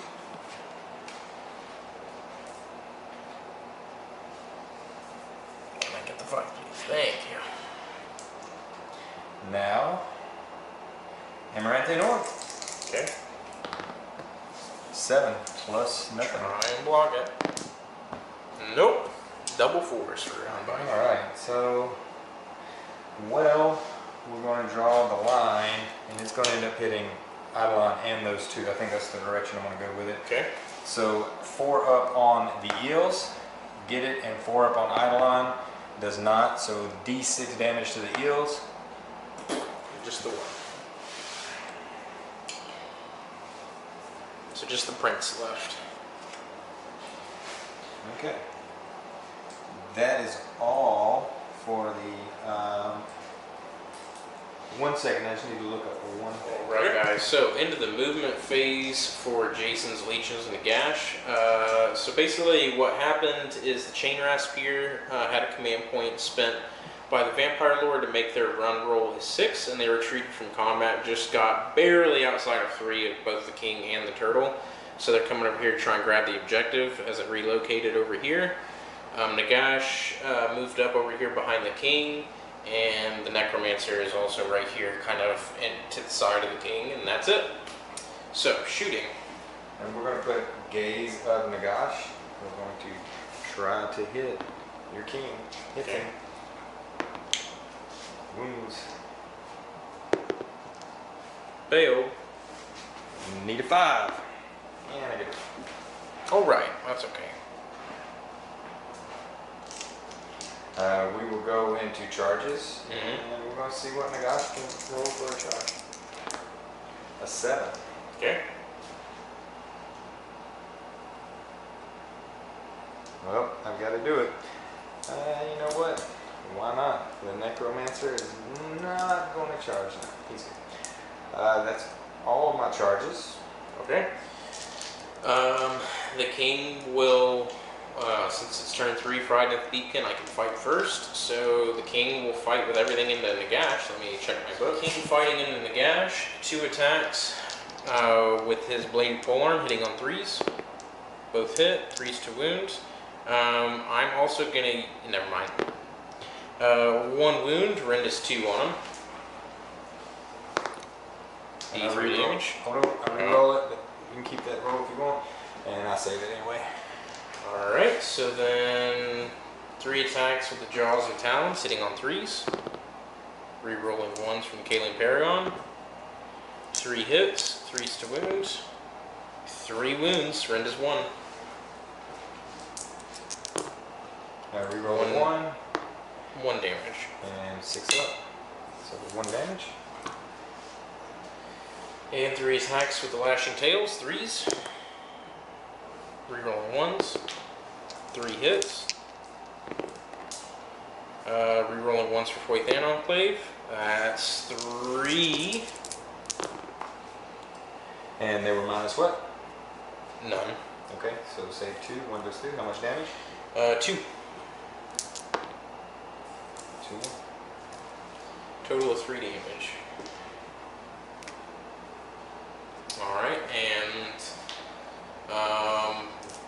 the Prince over there, he can fight. He'll go into the Vampire Lord because I don't really have many options left. So 3 attacks here, hitting on 3s on the Vampire Lord, or 4 attacks actually against the Prince. The 1 and 3s. 2 at no rend. 1 damage. Alright. No damage. No damage. That he rolled a 1 for his armor save, so for Nagash. Oh, you re-roll it, never mind. And something that I messed up on earlier, I will not go back, but I did do a wound, I believe, through Soul Stealer, and I could have healed, but I forgot to, so I'm not going to do that. Okay. The rest of the attacks, 1 attack the Fang Maw. That's definitely cocked. Reroll 1s. D3. 3. 3. No, roll 1s. Reroll 1s. No rend. Just, or well, you have the artifact anyways. Right. 1 damage. 6 up. This is a terrible dice rolling game for me so far. I will agree. Nope, I'm all out of activation, so that's over to you. Time to see if a 4-wound king can survive Nagash. You are within 3 with her if you want to pile her in or him in and do attacks to the vampire. Oh, in that case. Yeah, I checked it while ago to know. Let's see. So, the Eidolon, 3 attacks as Side Trident, hitting on 3s. 3 hits, 3s to wound. 3 wounds. Rend is 2. Well, doesn't matter. And Oh my lord. One goes through. How much damage? 2 damage. 2 damage. Alright, and then 3 attacks for the Scepter. 3 hits. 1 wound. Rend is 1 damage. Never mind. 2d6 Storm Troll attacks. These are 6 attacks, hitting on 4s. Wow, that was actually pretty good. And 4s. 3, no rend. 1 damage each. Reroll the 1s from Nagash. So 2 total damage. Now 6s, so 2 more. Survives with 1. Now I'll take that all day. That is all of your activations for the combat phase, correct? Yep. Alright, so it's up to me. I will first pile in with the chain rest. I'll probably get an extra. I'm moving guys around from the tail, sorry. And these guys are all just going. And I'll end up with a total of 4 guys swinging. Okay. 1, 2, 3, 4. Reroll the 1s for Nagash. Ooh, lots of 2s, lots of misses. And reroll the 1s because they are over 10 models now. So 1 wound total. Saved. Alright, that was not what I wanted. So Nagash or the Vampire Lord? Go with the vampire. I will put. We're gonna put all 4 into Eidolon. Why not? All of them hit. And 3 minus 1 Save 2, failing 1. for 3. Alright, I think I dropped down to 7. 7 now. Okay. Now Nagash. Down to 7. There we go. Alright, Nagash versus the King time. Alright, here's the ghost attacks. Looking for 5s and 6s. And re-rolling 1s for his ability. So that's 2 hits, 2 mortals. And so just 2 mortal wounds straight up. He's down to 2. Down to 2. Here is the staff. Hits. And wounds, it's minus 3. I'm dead. Yep. And Well, how much damage? 2. He's dead anyways. Alright. Alright, and the backbone of my army is broken with the death of the king. Alright, so now all I can rely on is the eels and the turtle. Turtle, you have disappointed me so far. But, we'll see. So is that it? I believe that's all I got. Okay. I did not kill a model with a vampire, so yep, she is down to 1 wound straight up. Alrighty. So with that happening, basically, I've really lost hope after this because my main risk that I took on turn 1 was hoping I would get the double turn because I could push through those chain gas and obliterate them, and I was going to go for Nagash. Clearly, my plan is not working at all so far. So this is not going very well for Idoneth Deepkin, but it's not the end of the world. The king dying really sucks. I was hoping to get the turn again, and that just didn't happen. So maybe I should just not take a risk with the Idoneth Deepkin anymore. Play it safe. Well, you still have the possibility to go take that objective with the turtle. Yeah, the turtle and the eels are the only hope I have left. The Eidolon, he survived a while. I mean, he might, but I just gotta worry about Nagash. Alright, so we're gonna go into turn 3 for Idoneth Deepkin, and I will be right back into the hero phase. Okay, start of turn 3 now for Idoneth Deepkin. First thing I'm gonna do with spells is I'm gonna go ahead and cast Cloying Sea Mist. So I'm gonna try and cast this. This does go off on a 9 if you try and block it. Goes off. It goes off. So basically, I pick an enemy unit, and they either suffer D3 mortal wounds, or I pick a friendly unit and they recover D3 wounds. I am gonna go ahead and pick the Vampire Lord and deal D3 mortal wounds to her for 3. 3 6-ups. Hey, sniped her out. Alright, the second spell I'm going to go with is just going to be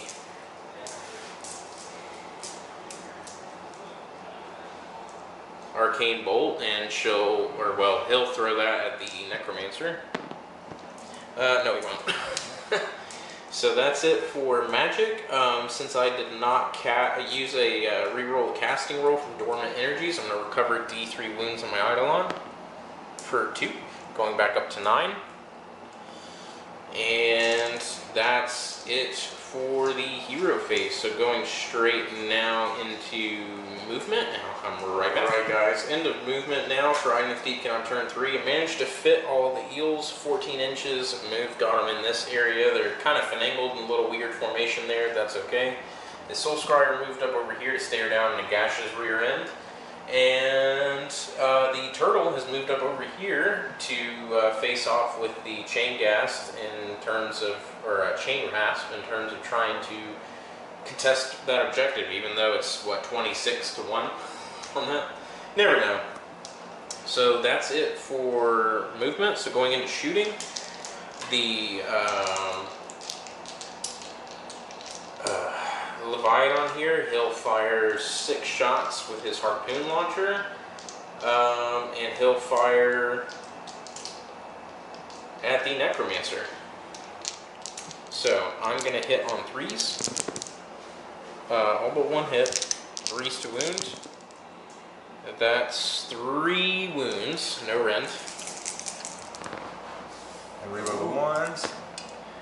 So that's, and no, I didn't say Vinny, he's a 6-up. Oh. And 1 wound each. Yep.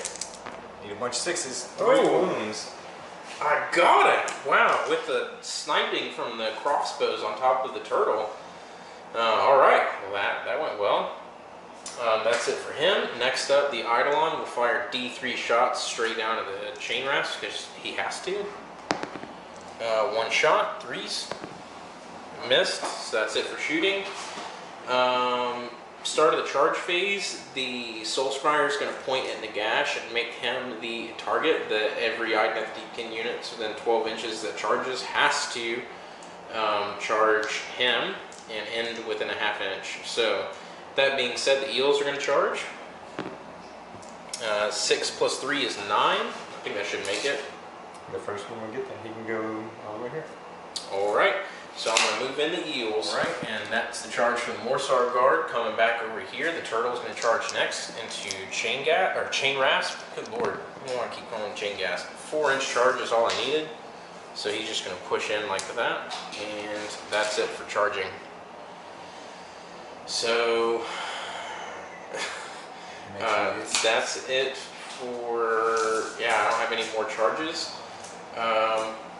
So going into combat, I'm going to pile in the Morsar Guard. Alright everybody, so most entertaining fight with this battle report. So Morsar Guard versus Nagash. Volt Spear is going first, hitting on 3s. I am going to spend a command point because I don't have anything to spend them on anymore besides the new command abilities.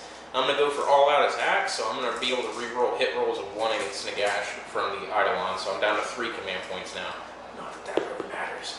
But now I'm going to be hitting on 3s, rerolling 1s.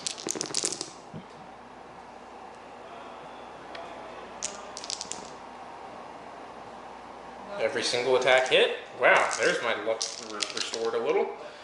Alright, but here it comes again. So 3s to wound. 4 fails. 5 fails. And that's 6, 7, 8 at -2 on Nagash. Reroll the 1s. Need 5s, so how many damage? 2 apiece on the charge. So 12 damage.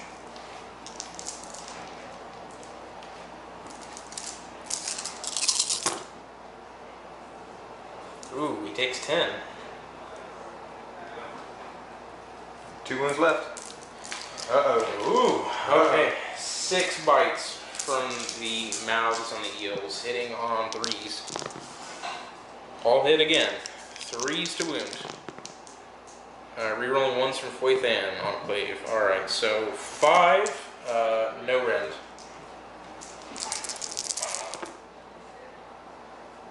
How much? D3 damage. For 3. Of course you did. Did I kill Nagash? And he blows up. Oh, right. All my characters are dead now. Go boys. Good job. Okay.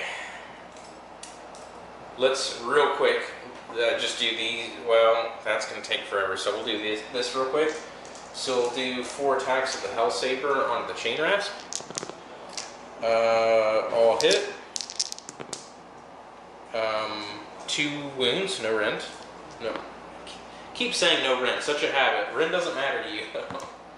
They're good. Okay, and then bite. Hits. Does not wound. D3 tails. 3 tails. 2 hits.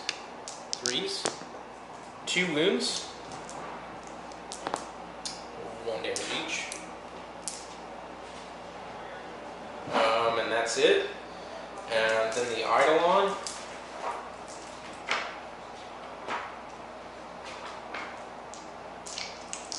Three attacks of Side Trident, 3s and 3s. No rerolls.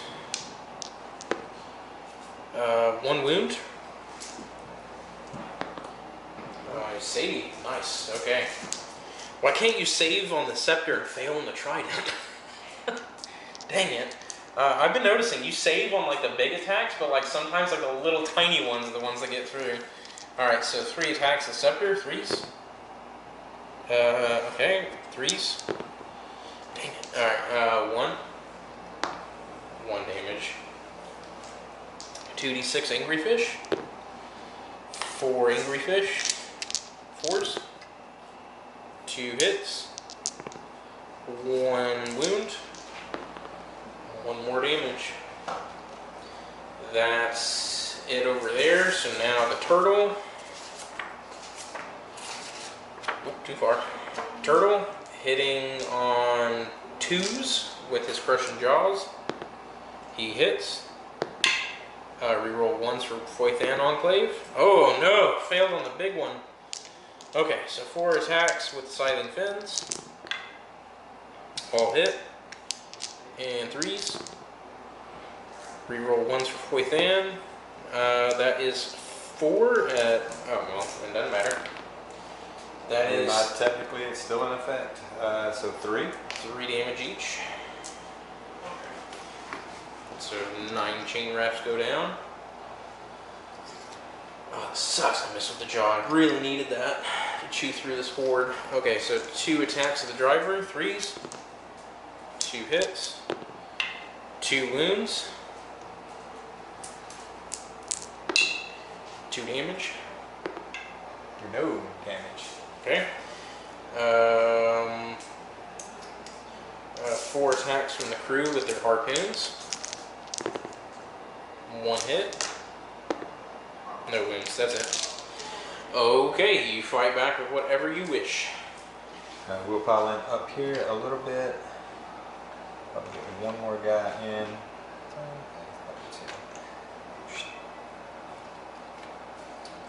6. 1, 2, 3, 4, 5. The trait is still in effect, so I can re-roll the ones.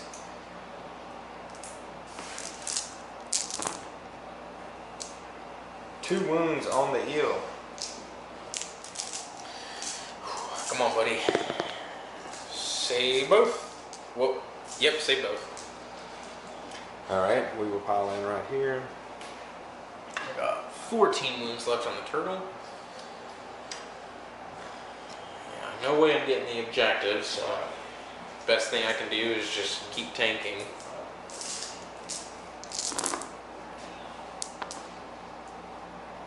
Good roll. Yeah, that was an excellent roll. Reroll ones because I'm over 10 models. And that was that one? 4. Save 2, fail 2, so going down to 12 wounds remaining, and I think I'm bracketed. Yep, I've been bracketed. So now I'm starting to get a little worse. Oh, dang it. Okay, and that's it. So now, Battle Shock. None. Alright, because of the command ability still. So that's it for turn 3. So that went way better than I could have possibly hoped for. Managing to snipe out the Necromancer with the harpoon launchers. 24-inch range on them, mind you, is incredible for whittling down small weekend heroes, which is exactly what it did. And then the Eels being able to get a full 6-man unit of themselves in to charge Nagash sealed the deal with that one. That went really well. So, you want to roll off for turn 4? First we roll to see where you can roll this time. So 3. Let me get the right guy. So, going into turn 4 real quick, let's go ahead and roll off for turn initiative. I get a 4, you get a 4. So, you would go first. Okay. Or, well, you get the choice. Yeah. So, me and Jason were talking off camera. Basically came to a general consensus that without heroes, if Jason goes second to try and claim this for 3 points, I would turn this around and I would hammer an anvil strike. Anvil, hammer, military terminology for back in the day. And the hammer being the Eels would just come in, slam dunk into the back of the chain rasp. And the chain rasp, if Jason rolled really hot, Jason could survive. If Jason rolled average to below average, they would get whittled down, and then don't they have a low bravery too? They got a 10 with the candle. With the candle, okay, yeah. But the big deciding factor in my mind was less about those guys and more about Idoneth being able, he counts as 20 models. So just with him moving over, you actually would just claim that objective. Mm-hmm. So if I go first, if I decide to go first to try to go and get 1 point, that's fine. I could probably do that, but then on your turn, you would come in just with Idoneth by himself, pretty much, and the Eels. Idoneth to count as 20 models, of the Eels do whatever damage, and then you would take it for 3, and then that would be sort of it. Mm-hmm. And I honestly think between what I've got, I could bring back 2d3 over here possibly, and 3d3, maybe 4d3 here. It's not going to be enough to make up, because I think you're going to get ahead by 2 or 3 points. Mm-hmm. That's the thing that we talked about. So if, basically general consensus, if Jason goes second, hammer and anvil strike, Eidolon comes over, I get the point, and then I'm in the lead by 1. Jason goes first, retreats out of combat, takes it, he gets a point over me, comes to my turn, and then I would still fight over here. I could potentially kill a couple with the Eidolon and the last remaining Ashlaying Guard. But then come to my turn, if I went second, I would also come back in and scrunch down on them and deal a good amount of damage. The big thing here is by me whittling down the Necromancer early, and then the Necromancer ending up over here just outside of reach of his Bodyguard ability, where the undead that are summonable can block wounds for him on a 3+. The turtle was able to use 24-inch crossbow bolts to kill him, and that really hurt Jason. One, that's death in general. Anytime you lose a hero is death. It's bad, really bad. With me losing my king, that sucked really bad, and that's where I began doubting it really hard. But my only option I knew at that point was, if I don't take out Nagash in this one charge, I lose the game, because Nagash will, make them pound sand in terms of probably annihilate half of them. The other half will probably try and flee due to battle shock. That's if you don't bravery debuff them and stuff too. Yeah, I think if he did not make that charge for whatever reason, that charge didn't happen against Nagash's turn, then it would still be definitely game on, because he would have enough offensive output to take out either whatever target that I thought was a threat, which would probably be them. That's where I'd be targeting, and then more than likely I could have slogged out a win either turn 4 or turn 5. But with him going down, Necromancer, Vampire's dead, Dogs are dead, Chain Gas, Grim Gas are dead, and the Chain Rats are pretty beat up. I think that you're going to pull out the win with the they were enveloped by the sea. Yeah, is what happened. So I know a lot of you guys don't like it whenever we call it early and we don't play it out for fun. The problem is, I, as trying to be as good of a sportsman as possible, when the game is unwinnable, I don't like to keep insisting that people stick around and play the game, because then you're basically saying, hey, stand here and watch me as I enjoy rolling dice, because I know the game is sealed. Now, normally, if Jason would have had just even one hero, it could have been a far different outcome. But because of this, it's basically, I would just, he outnumbers me model-wise, but I outnumber him quality-wise pretty much. The Chain Rasp have a lot of survivability, but the Chain Rasp can't defend themselves. They are literally they're one they're one of the best animals, like you're saying, in the game, especially backed up with legions, because you set them in by a couple grave sites, and if you got a hero, you're getting so much rerolls. They're hard to win. They just come back. They're a great animal, and that's what they're there for. And they're still alive. You notice everything else in the army died except for them, and that's usually what happens. It's very hard to take a unit of 30 out unless you're really dedicated on doing it. Yeah, which I was trying to dedicate, and it didn't work. Like, that unit got slammed on turn 1, and they're still here on turn 4. So that's it, guys. I hope you guys enjoyed it. That was definitely a really tough battle for both of us, I think. And that was very grindy up until the end, and then it became a pretty decisive blow against Nagash. But, I mean, it's a dice game. Crazy things happen all the time, so that's it. So hope you guys enjoyed it, and if you guys like Jason's army and you like Jason's playstyle, whatever, please let Jason know in the comments. The nicer you guys are in the comments to my opponents, the more and more likely they are to come back and want to keep being featured on YouTube. So please do me a favor and gush all over Jason, and gush all over me too if you feel like it. But that's it. So I hope you guys really enjoyed it. It was fun. It was really rough at first. I thought for sure Jason had me by the neck on turn 3, but hey, it ended up turning out well. So that's it. So we will see you guys in the next video, and I hope you guys are looking forward to more Age of Sigmar coverage as well as Warcry stuff. So I'll see you guys in the next video.